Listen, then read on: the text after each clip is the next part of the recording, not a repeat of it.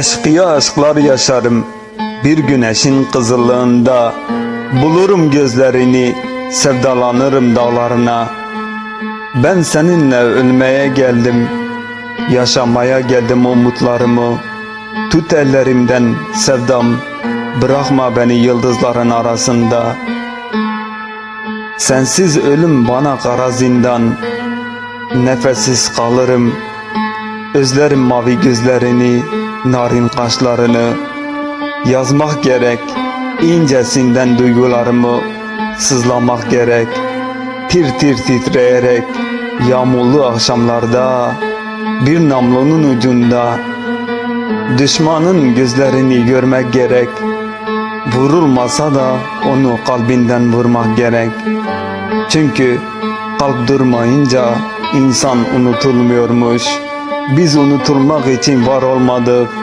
Yaşamalıyız seninle kara bahtımızı. Sen kanadı kırık bir kılangıç, ben ise dağ eşkıyası. Nabızlarımız bir tutar, can tatlı, acılar birer imtihan, birer gözyaşı, belki de birer umuttur bizi ayakta tutan.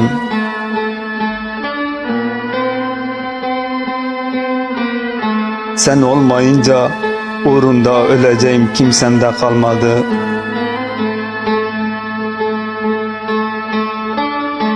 Biliyorum benim ruhum seninle, senin hayallerin bende kaldığı gibi sevdiğim. Yaşamalıyız karanlık günlere inat, zalimlere inat yaşamalıyız. Birbirimizi bir güneşin aydınlığında umutlarımıza koşmalıyız. Biliyorum